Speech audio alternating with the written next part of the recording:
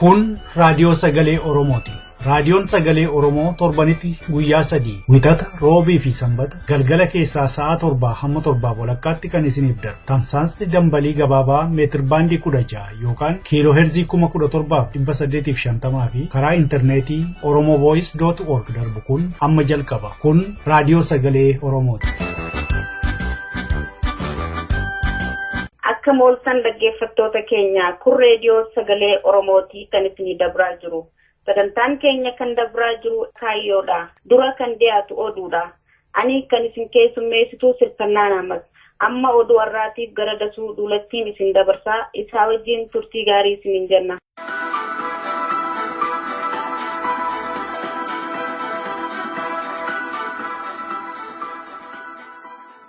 Fincilee xumura gabrummaa Oromiyaa godinoota adda addaa keessatti itti fufee jira. Mootummaan immoo barsiisota akkaataa fincila kana dhaamsuu danda'an irratti walgahii waamuu inni itti fufeera. Hidhaanis akkasuma hammaateera. Kan jedhan oduu gurguddoo har'a qabnu keessa jiru. Akkam jirtu dhaggeeffattoota keenya oduu har'aa kan isinitti himu ana dassuu dulaati. Kaleessa guraandhala 12 bara 2016 barattoonni godina Harargee Bahaa mana barumsaa aanaa Giraawaa magaalaa Dooguu mootummaa Itoophiyaa irratti hiriira mormii gaggeessaa oolan. Barattoonni kunneen magaalicha keessa naanna'uudhaan harka lamaan isaanii walitti akka hidhameetti ol qabuudhaan Oromoo hidhuun haa dhaabbattu, waboon kallacha Oromooti, Oromoo saamuun haa dhaabbattu, gumaa barattootaa ni baafnaa fi Oromiyaan ni bilisoomti jechaa turan.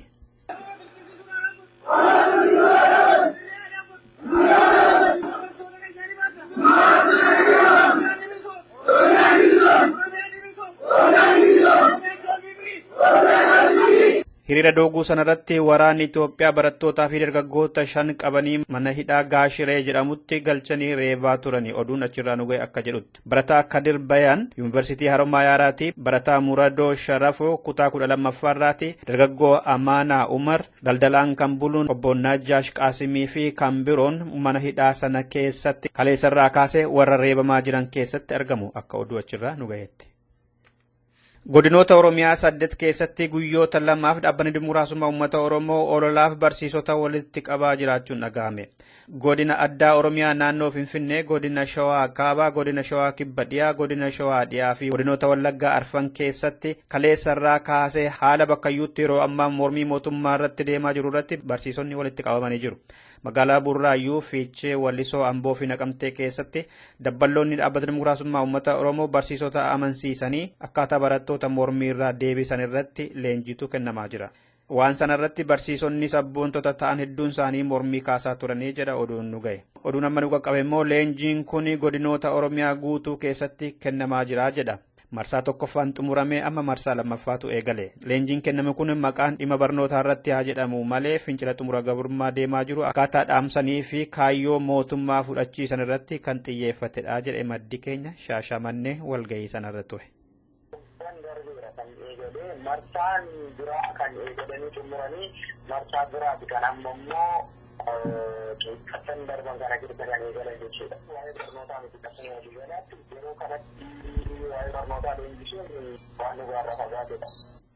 Barattoonni manneen barnootaa godina Shawaa Kibba Dhiyaa keessaa hedduun isaanii barnoota dhaabaa jiru jedhame. Aanota kan akka Tajii, Tolee, Dawoo, Bachoo, Wallisoo fi Ammayyaafaa keessatti hidhamaa, ajjeefamaa fi dhukkaanfamaa hin barannu jechuudhaan barumsaa fi qormaata didaa jiru jedhe maddi keenya Wallisoo haala naannoo sanaa deemaa jiru kan hordofu kun.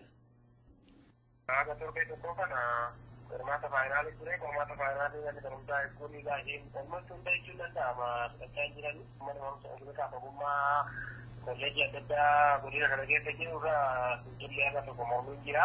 Mormii jiru qabatee amma akka addaatti immoo tokko boollatti akka lakkoofsuma Oromootti daldala gaafa guyyaa kana isaa ogummaa fi eegisa bulchitoota jiru mormii isaanii dhageessaa iskuulii turre kophaa isaanii daandiitti ga'anii turanii konkolaatota asxaatti ba'anii karaa dhimmaa deeman baay'ee dhaabsisanii mormii dhageessaa turan. Yaadannoo isaaniiti mirga isaa biyyummaa keenya kabajamu waan jedhuufi namoonni barattoota keenyaa ajjeesan seera akka dhiyaatanii waan jedhu ture. Kana booda qaamni mootummaadhaan filatanii adda bilisuu fi ijoollee maatii akka jireenya baay'ee gara namootaa fi gara maneedaa aanaa kanarra jiru waan jedhamu. Haalli magaalaa keessa ture baay'ee waan suukaneessaa ture gadataa reemuun jiraa ala boonullee waan akkasii baay'ee waanuma eenyutu ture. Agaaziin Amboo gandoota naannoo Waddeessaa keessatti qonnaan bultoota hidhaa jira. Kamisa darbe halkan waraanni hidhate konkolaataa 9 gandoota Dikii, Galaan Waddeessaa, Kaarraa fi Haruuxirootti bobba'e mana isaanii keessatti Oromoota qabaa bule. Gaafas namoota hedduu dhukkaanfamanii mana hidhaa Amboo seenan keessaa tokko manguddoo umurii ganna 70 obbo Siisay Qaabataati, ganda Galaan Waddeessaarraati.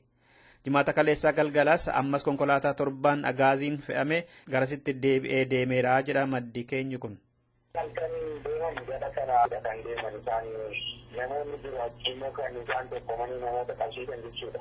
Sullu kormaa naannoo guddii duudhaa jedhame kana dhaabbatanii naannoo mana booga tafaa naannoo mana booga shoomaa namoonni jedhaman kun bulchaa gandoota kanaati. Mana isaanii naannoo isaanii dhaabbatanii isaan qabatanii isaallee halkan dhaamsatanii gara namoota qabuutti deeman. Qonnaan bultoota warri qabamanis qonnaan bultoota warri qabsiisan garis qonnaan bultoota bulchoota ganda kanaati. Nama 5 waan sassa'u siin gadda kan qabatanii isaan keessaa wanti taa'ee qaabataa jedhamu nama guddaadha. Qabamanii gara waajjira poolisii godina shawaa waraanaa galfamaniiru. Akkuma wal fakkaatuun immoo kaleessa makiinaa waan akkasiitiin deemaniiru gara maaliin akka godhan hin baate. Godina Qallam Wallaggaa aanota Anfilloo, Jimmaa Horroo fi Qaaqee keessatti kaleessa mootummaa irratti mormiin deemaa ture. Waraanni gamasitti ergame immoo jiraattota aanolee sana keessaa nagaa dhorkaa jira jedha oduun achirraatii nu ga'e. Akkuma yeroo biraa mormiidhaaf dargaggoota bahan keessa ammas kan hidhamanii fi reebaman danuu ta'uu kan eere maddi keenya maqaa fi hanga isaanii hin eerre. Hiraarsi nurra gahaa jiru hagam ammaatullee qabsoo bilisummaaf goonurraa hin deebinu jechaa jiru dargaggoonni achi jedhes. Dhumarratti sababa hongeetiin beelli Itoophiyaa keessaa daran hammaataa jira jedhame. Hanga baatii waxabajjii dhufuutti nama beelee gargaaruudhaaf doolaariin Ameerikaa biiliyoona 1 fi miiliyoona 400 barbaachisa. Yeroo ammaa kana lakkoofsi namoota gargaarsa barbaadanii miiliyoona 10 fi 200,000 gaheera akka mootummaan Itoophiyaa jedhutti. Lakkoofsi kun baatii 3 dhufan keessatti daran dabaluu danda'a jedhani ministeeriin quunnamtii mootummaa obbo Geetaachoo Raddaa kaleessa Finfinnee keessatti. በሚቀጥሉት 3 ወራት ከዚህ የባሰ ስጋት ይኖራል የሚለው ይሄ ችግር ሊሰፋ ይችላል። መንግስትም ተደጋጋሚ እንዳለው የድርቁ ሁኔታ የመሻሻል ሁኔታ የማይታይበት ከሆነ ተጨማሪ አካባቢዎችን ሊያጠቃ የሚችልበት እድል ዝግ አይደለም።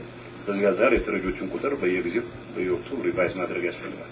Dhaggeeffattoota keenya oduun keenya har'aa kanumadha. Sagantaalee keenya waliin turtii gaarii.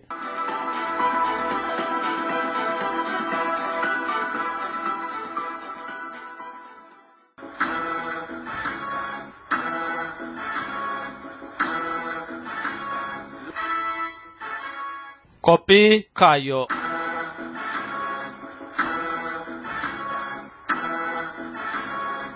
Akkam jirtu dhaggeeffattoota keenya kun torbaan tokko kan siniif dhiyaatu qophii kaayyooti. Qophii kaayyoo har'aa keessatti keessummaa tokko qabannee dhiyaanneerra. Keessummaan keenya kutaa biyya Ameerikaa Minisootaa keessa jiraatti. Ishiinum takka of beeksiftuun carraa kennaaf mee Najaat raadiyoo sagalee Oromoo irraan si bilbilaa saatii kabajjee waan nu argamteef hedduu galatoomi.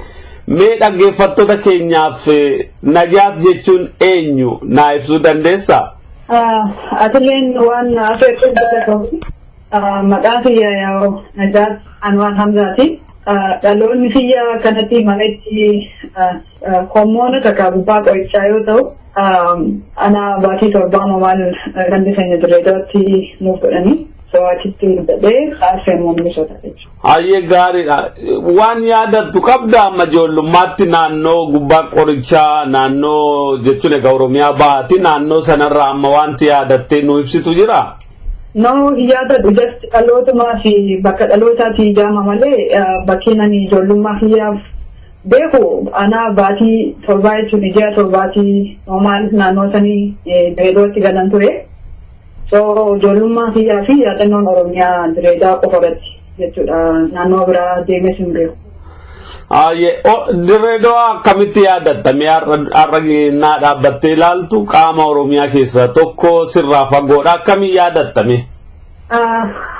Ani Dirreedoon naaf jaalala biyya ittoon baree biyya Oromummaa nu barsiistee biyyan hiriyaa jirudha itti horee bakka maalin jechuun waa'ee eenyummaa oromummaa anummaa mataan fi yaa'u maal akkan ta'u fuulduraaf bu'uura biyya naaf kennite jechuun ilaala. Bakka yaadannoo Oromiyaa guddaamu yaadannoon tiyya bu'uurii fi dirree dawarra jirti. Yeroo baay'ee sammuu kee keessaan banne amma anillee aga tokko nan beeka dirree dawaati maayini wanta yeroo hedduu ija dura si dhufu maqaa dirree dawaa naasitti waama maayini kan yeroo hunda ija kee duraan banne yaada kee duraan banne. Suni akkuma beekamu warri hiriyoonni kiyya amma dirree dawaa keessatti naannoo addunyaa gubbaa jiraatanii madrasaa takka mana barnoota abaadir sani ijoollummaarraa kaasee kutaa bu'aa jedhama zeeroo kilaas jechuun irraa eegalee hamma sadarkaa tokkoffaatti barannee deemne so meemorii ijoollummaa waan hedduu nama kofalchiisu waan garaagaraa keessatti tahee dabare jechuudha. So sani yoo dirree dawaa jaanii xiyyeeffannaa kiyya mana barnootaa keenya abaadir san irratti deebi'aa jechuudha. Hedduu gaariidha dhugaa galatoomi gama kaaniin mee har'a yeroo ofirra deebitee yaaddu maaltu akka Oromootti yaaddee hojjettu akka amma sochootu kanatti akka amma warraaqtu kana si godhe maa inni sababoonni akkasitti akka yaaddan yookaan hojjettu si taasise. Kuni yaa akka Oromoo tokkotti seenaa warra keenyaati. Maatiin kiyya gama haadhatootiinis gama abbaahotiinis seenaa Oromummaa seenaa madaa qabu. Akkasumatti illee immoo seenaa sabboonummaa fi jaalala eenyummaa isaanii akka malee qabu. Maatii akkasii kan keessatti guddatuun kiyyaaf Oromummaan kiyya yeroo hundaa'u akka ittiin boonu yoo ammoo waan akkaan cina qabnullee hubadhee gara lamaaniin jechuudha. Yoon baradhees barnoonni kiyya uummata kiyyaaf haa ta'u yoon jiraadhees waan akka nama dhuunfaa nama tokkotti waa argadheetuma qofaa eenyummaa fi sabaaf biyya koo dagachuun akka narra hin jirre bu'uura ganamaa isaantu na kaa'ee akkasittiin of yaada saniifin dubbiin uummata kiyyaa dubbiin Oromiyaa dubbiin hunda keenyaa na dhibbi na rakkisisi saniifuu akkuma nama tokko anilleen waan tokko lama yoo danda'e kararraa kaasuuf gufuu jirtu yaala jechuudha. Mee wanta ammaa har'a hojjechaa jirtu yookaan jireenya keessatti wanta gochaa jirtu kun akkamiin rakkoo Oromoo fura jettee yaadda? Yaa akkuma beekamu gabaanfataan duraa uummata keenya barnoota dhorge waa barreessee argitee baratee addunyaa walitti makuu dhorge. Sun ammoo warri haadha fi abbaan keenya akkakayyoon keenya itti dadhabanii nu barsiisan jechuudha. Irra aanuuf waan gabrummaa fixeessan jechuudha. So kuni maal barbaachise yoo jette addunyaa wajjin akka itti walii galtu barnoota keessaan addunyaan cinqii qabaattus rakkina qabaattus waan fuula duraaf mul'atatti mul'atu hundaa'u ka ibsitu tokkichaan barnoota. Barnoota kamii yoo jennu ofumaan qofa barannee jiruu keenya bareeffannee ittiin tarkaanfachuuf osoo hin taane waan baratte san haala kamiin lammii tootiin gargaara haala kamiin yoo iddeen nuti jiraatte iddee kamiif furmaata kan danda'a jedhee oguun of gaafadhu waa barreessuun jaaladha litiriicharan jaaladha waa dubbisuun hedduu jaaladha so san keessaa seenaalee addunyaarra jiran ka uummata gabroomee bilisoomee ammallee gabrummaa keessa jiru sochii adda addaatu ta'ee dabare. San keessaa barnoota tokko fudhachuudhaan ka qabsaa'utti jiruuf akka hamilee ta'uuf addunyaa waa'ee keenya hin beekne ammoo akka nu hubatan nu dhaga'anii nu waliin furmaata fiduuf tartaa taafatan ni gargaara hamma tokkotti jee waan namanuuf.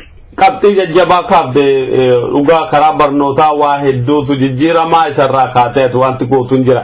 Mee yeroo waa dubbistu yookaan ilaaltu keessatti akkuma ibsite biyyoonni rakkina akka keenyaa qaban rakkina sana keessaa ba'an jettee muuxannoo irraa argatte si hawwate biyya kami fakkeenya naa kaasuu dandeessaa ammatti?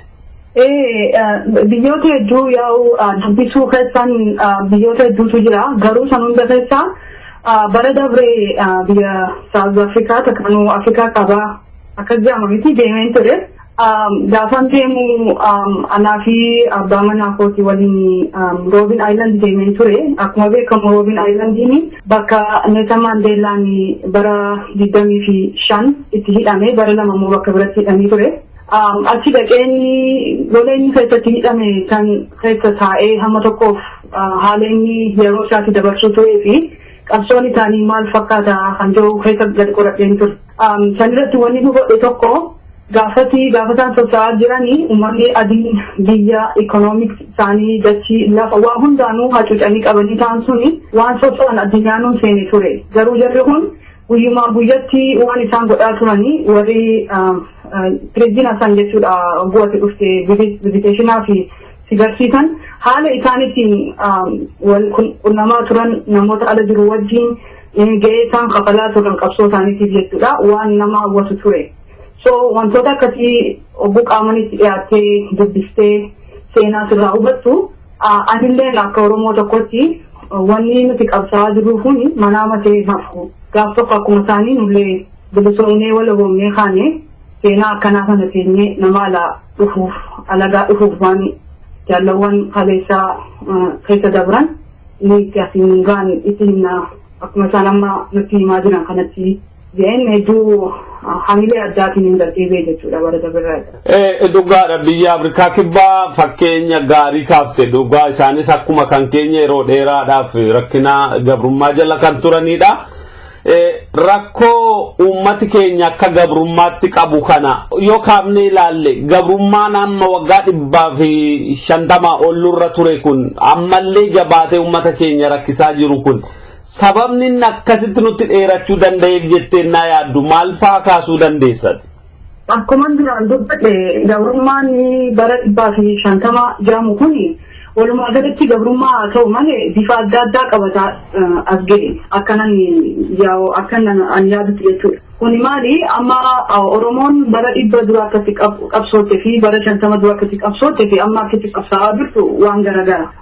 Gabrummaarra haa ta'u malee injifannoolee tokko tokko galmeessaa as geenye yaada maaliifi ani jenereeshina yeroo duraaf manni barnootaa afaan Oromoon irratti baranne ture gaafas warra yaaliin hin jaanne yaa baaneeti amma ittiin akka gaariitti barreessuu dadhabne malee nurratti baname jechuudha. Kuni maali eenyummaa sabboonummaa of beekuu lafti keenya kan sararamtee jirtu Oromoon akka seenaa qabdu kana hunda barachaa as geenye jechuudha jenereeshinni kun. So qabsoon amma gaggeeffamaa jiruu fi qabsoon dura diinni ittiin cabsisuun garaagara jechuudha gabrummaan bifti isaa.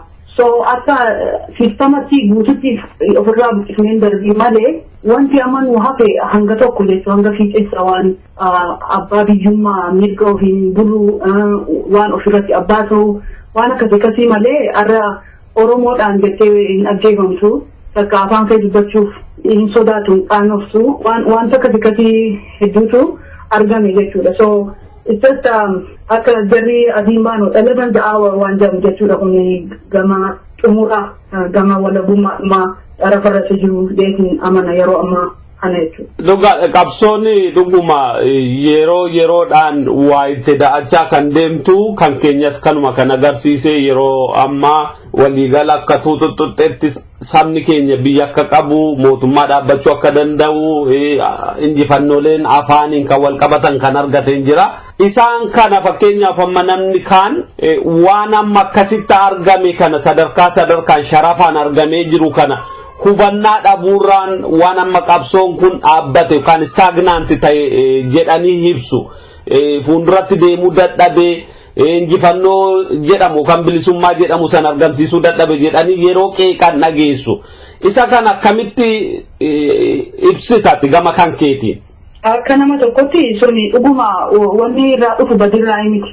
Maaliifin kana yoo jette namni waan guddaa tokko hawwu sila arruma ta'e hundi keenya ni jaalanna sila bilisummaan arruma ta'e Oromiyaan arruma bilisoomtee feena garuu haalli addunyaan itti deemtuu fi bilisummaaf falmuun waan daddaffitti taatu miti yoo taate immoo even like rakkina hunda fiduu dandeessi saniifuu gizee hunda wanni jijjiiramni yeroo ka fudhatutu bareedaadha. Kun jechuun maali bilisummaa didanii qabummaa afuratu sun osoo hin taane waan agarsiisaa mul'ataa deemu kun waan xixiqqaa ta'ee nutti mul'atuu fi waan wanni nu fuula keenya dura jiru sun isa hawwinu guddaa waan ta'eef waan argaa deemnu kun wanti xixiqqaan nutti mul'atu jechuudha. Sanirraa kan ka'e malee yoo seenaa keenya seenaa Oromoo seenaa qabsoo fi gabrummaa keenya illee wal maddii yoo madaallee ilaalle bakki amma jirru kunuunsi bakki duraan turre kanaa miti. So haala saniin of yaadachiisuu qabna jechuudha. Progress is slow yeroodhaan waan irra geessudha. Incrementiidhaan malee guyyuma tokkotti yeroo hin ijaarani. So akkasumatti yoo ilaalle malee waan argitee dhaabbateen beeku Oromoo struggle dhaabbateen beeku haala adda addaa bifa adda addaa fudhatee jijjiiramaa haala yerootiin akka gabroonfataatiin ittuma fufaa deema malee wanni dhaabbatee Oromoon gaddeettee gabrummaa jalatti gaafa konti jiru.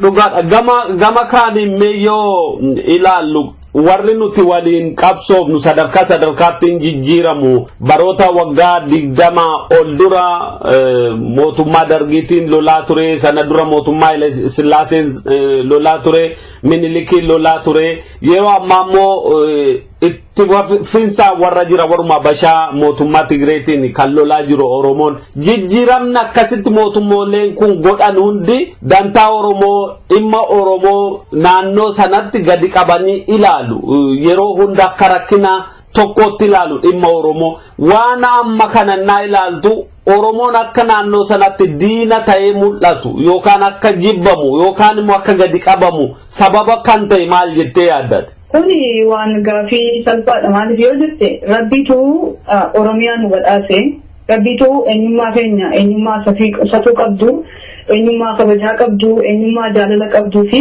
akkasumatti illee namarratti cubbuyyaan waan ta'eef wanneen kun hundi walitti qabataniiti diina nutti heddummeessanii jechuudha. Yoo diinni waan keenya kajeelee waan keenya barbaadee nuti duulu nuti ammoo argitee seera uumamaa keenya kan ganamaa saniif safuu saniif jecha namni oguu dura nutti duulani dura argitee dhufanii biyya keenya qubatu Oromoon gaariidha ni qeebalchi ni nyaachisi ni obaasti gaafa haan oguu wanni jiru lafarraa akka gaariitti gubate as garagala jechuudha. Akkasitti gabrummaan nurratti wal dabarte malee I think Oromoon takaalummaa qabaattee waan harkaa qabdu wallaaltee osoo hin ta'in eenyummaa keenya jechuudha uumama ganama. Haa ta'u malee amma namni keessattuu jenereeshinii ammaan sanaa kun of baree aadaanis seerrinis argitee maqaan keenya safuunis akkuma jirutti ta'ee gaarummaa keenya kun fidachiin badhaatu nuti qabnu sun diina akka nutti horatu guyyumaa guyyumaan waan hubatameef yoo hajiraatan ta'e hajiraatan duraanis hin tuune arras hin tuune garuu dura dantaa mataa keenyaa eenyummaa keenyaaf daangaa uummanne kaaniti nama biraasillee gargaarsa ta'uu dandeenya malee of dhabnee namaan taanu yaada ta'utu jira jechuudha yeroo ammaan tanaaf. Yaadni sun ammoo itti fufuu qaba. Nama ofiin dhaabbatee mirga ofii mirkaneeffatee waan ofii eeggatee saba ofii guddifateetu nama biraasillee gaaddisa ta'uu danda'a. Nuti yeroo hunda of dhabneeti namaaf taana waan ta'eef ilaamaa warri adda addaa tooftaa garaagaraatiin seenanii gabrummaan wal tursiisan. Dhuga gama amma kan kakkaafte kun xiqqoo otoo irratti bal'ifnee ibsine gaariidha. Maaliif dhaloota keenyaafis iddoo garaagaraatti illee rakkina danqaa uumamaaf illee furmaata ta'uu jaamaluuf. Mee waa'ee amma of ta'uuf of dhabuu kanarratti yoo xiqqoo keessa lixnee ilaallu namoonni yookaan biyyoonni gabrummaa keessaa yeroo ba'ani akkaataadhuma gabrummaatti kufanitti adeemanii keessaa ba'u. Warri gabroonfataa yeroo dhufanii biyya tokko cabsan akkuma hubannutti saayinsiirraayis beekumsaarraayis warra dura nagaa ture bilisa ture sana of dhabsiisaniitu eenyummaa alaa fidan irratti fe'anii kan biraa taasisu. Warri bilisummaatti bahuu naa barbaadan jalqaba of baruu of ta'utti deebi'uu qabu. Eeriyaa kana naannoo kana yoo ilaallu amma Oromoon naannoo kanatti qulqulleessee of ta'eera sadarkaa of ta'ee qabsoo gaggeessutti of jabeesseera itti ilaaltaati. Yeroo hunda namoota ni qoradhuu jaalladhuutu jira amma warra Native Indian biyya kanaa jechuudha Ameerikaa keessa jiru kana yoo ilaalte duulli duratti baname dura eenyummaa ture. Jarri adiin gaafa dhufanii gachii kana qabatan jechuudha. Duulli eenyummaa kun durarraa mulqan afaan isaanii ture. Haala kamiin kana godhanii iskuulii ijaaramee ijoolleen guuramtee jechuudha akkuma dhalatteetti dirqamaan boordiin iskuul jaanii achitti galchaniiti afaan haadhaa fi abbaaf akaakayyoo akka wallaalan godhan. Akkasumaan itti fufee amma jenereeshinii amma jiru hin jiru jechuudha. Laangojni isaanii dhabamee akkasumas laangojitti aanee wanni jiru aadaa seenaa uummata saniiti jechuudha. Walitti hidhannoo qaba. Maaliif barruu jiraataan turre akkuma Oromoo afaan walitti himaa turan sun hundi dhabame jechuudha. So gizuma hundaa'uu namni gabroonfataan waan kee barbaadu tokko yoo eenyummaadhaan qoma dhawattee dhaaddu taate gabrummaaf hin bitamtu waan ta'eef wanni isaan duraa isaan godhani eenyummaa kee yoo ta'u lammaffaa itti qaana'uu afaan keetii takka afaan sana dhaggeessuu irratti bobba'u sadeessaa yaa risoorsii haatutti eegalu jechuudha. Wanni lamaan identifaayirii lamaan sun akka gaariitti gaafa gaggeeffameen booda sodaa keessanis ajjeessanis hidhaanis uma hundaanuu sun yogguu dhabamu seera fi heerri seenaa sabni sun qabullee waliin dhabama waan ta'eef deemsuu akka barbaadanitti risoorsii dachii waan barbaadan hundaa saba sanirraa argachuu danda'u jechuudha. Garuu jenereeshinaa ammaan tanaa yoo ilaalte oromummaan isaanii bakka itti jira. Afaan fi akka barbaadu itti fayyadamu. Seenaa ofii keetiin himuudha ammoo tokko gabrummaan injifachuu jechuun. Gaafa gabroonfataan biyya kee fudhatu seera fi heeraa fi seenaa nama sanillee perspektiiva lakkaanuu yaada isaanii keessan dhiyeessan jechuudha. Even seenuma nama saniitu. Amma wanni jenereeshinii kun agarsiisaa jiru seenaa ofiillee qotanii baasanii akki isaan jarri kaanitti himamitti osoo hin taane akki dhugaan jirtutti akka wanni ta'ee dabare sun. Lammaffaa ol ba'ee jenereeshina kanaaf hawwii ta'u akka ittiin of dhaabatan daranu gargaara jechuudha. So redirectionii identity language fi seenaa keenyaa sadeen kun wal qabatee jenereeshina ammaa sanaa kana horate jedheen amanaa. Wanni sadeen kun wal qabatee hamma jirutti gagummaan abbaan fedhee jechuudha. Hayaadutti jirus taanaan hammatti jirus taanaan abbummaan barbaade waan akkasii godhuu hin danda'u jechuudha. Maaliif nama waan of ta'e hubate waan ta'eef jechuudha. So akkasitti ilaala. Gama biraatti asoo deebinu amma yeroo baay'ee warra nuti waliin lollu amma Itoophiyummaa leellisu yoo Itoophiyummaa fudhattan malee kan jedhu kaasu Itoophiyummaa jedhamu kana keessatti immoo yoo teenyee ilaallu Oromoon of argaa hin turre of arguus hin jiru amma yoo waan kana keessa deddeemnee ilaallu Oromooti Itoophiyaa dide moo Itoophiyaatu Oromoo dide jennee ilaallame. Itoophiyaan Oromoo hin dinne because Itoophiyaan Oromoo duran jirtu. Itoophiyaan lafa Oromooti. Durumaan maqaatu itti geeddarame malee. So kana yoo hin jiru maali Itoophiyaan gaafa uumamte dhiiga uummata keenya irratti uumamte. So jara Itoophiyaa argitee dhiiga diisee uummatanii fi isaaniif qomatti dhawatanii fi akka maal seenaa isaaniitti biyya kana ijaarree jaanii dubbachuu danda'u. Kana amma reefu waan inni waa'ee perspektiivii histirii oguu dubbannu eenyutu tirii kan seenessee himutti jira waan ilaaluu qabda. Oromoof gaafa Itoophiyaan uumamte guyyaa gaddaati. Inni lollee guyyaa dachiin nuraa fudhatamtee guyyaa abaabolee fi haadha fi daa'imman ilmaan dhabaman jechuudha nuuf. Isaaniif ammoo guyyaa biyyittii isaanii ilaa ammaa qomatti dhawatan jaaramteef jechuudha. Histiriin sun histirii keenya ta'uu hin danda'u. Seenaa keenya ta'uu hin danda'u. Innis hin ta'u. Saniifuu Itoophiyaan Oromoo ganuu hin dandeessu because nu duran jirtu waan ta'eef. Eenyummaa dirqamaa waan ta'eef. Eenyummaa dhiiga keenya irratti du'uu dhabuuf fudhanne waan ta'eef. Oromiyaan takka namni Oromoo Itoophiyaatti galu yoo Itoophiyaan Oromiyaatti galte malee yaadan kan akkasittiin fudhatee yaada. Amma gidduma kana mee otoo gara biraatti hin dabarriin ideoloojiidha ilaalcha Oromoon Itoophiyaa keessa jira Oromoon biyya ta'uu hin danda'u jedhanii yaadan yeroo garaagaraatti hin ka'u eenyuma kanallee akkas torbaan lama sadii dura haasaa godhamirraa kan wal qabate. Naannoo kanarratti amma rakkoon jiru maayinni kiliir kan hin taane kan yeroo hundumaa qabsoo Oromoo keessa galee nu rakkisu maaltu jira? Ani amma gama kootiin akka nama walaba tokkotti wanneen san fakkaatanii fi yaadni akkasillee hirriiba na dhoorgu. Wanni hirriiba na dhoorgu argitee kaayyoo bilisummaa dachii keenyaa fi haala kamiin gaafa bilisummaan dhufteen boodallee tarkaanfata waan jiru sani malee waan amma jarri kun addunyaarraa kiboodira ta'anii barreessanii fi yaadni isaan kaleessaa irrallee lalisuu barbaadan kun isaan biratti hin dabaru. Ana biratti jechuudha. Garuu haaluma ta'u aayidiyaa ta'ee erga lafaa keefu deebisaa quubsaa ga'e itti himu waan dhageenyallee itti himuun barbaachisaa waan ta'eef tokko nama isaan faana bu'ee akka naannitti akka namti sodaan qabnu kana eenyummaa seen yoo feetan fudhadhaa yoo feetan dhiisaa ja'amanii malee sun mul'aachisu yaada abbaan barbaade manaamuuf mirga qaba. Dimokiraasiin ni jaamu sun maqaan isaa kan amma lafaa ka'an yoo waan lafarra hin jirre tokkotti hin amanan jee mirgaan qaba. Garuu amantiin sun hanga nama biraan waan nama biraan tuqinitti mirga qaba. Yoo ammoo yaada sanii qabattee yaadni kun akka siyaasuu qabda fudhachuu qabdeetee yaada nama biraa kadhii butee ammoo mirgaan qabu. Itoophiyaan nuuf guyyaa gaafa isin jaalattotaa eegalte waan akka waan isin bu'aa saba Oromoo buuste hin jiru.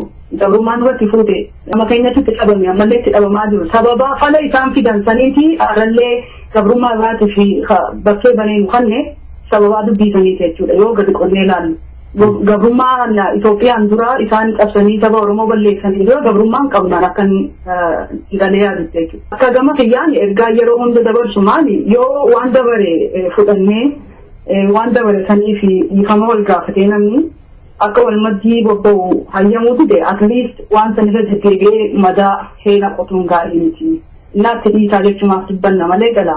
Jala hunda waan barbaachisaa ta'ee konteenshinatti uumanii dibeetii waliin godhanii seenatti mul'atu. Kutaa lammaffaa qophii kanaa torbee qabannee dhiyaannaa har'aaf kan qopheessine kanuma fayyaa ta'a.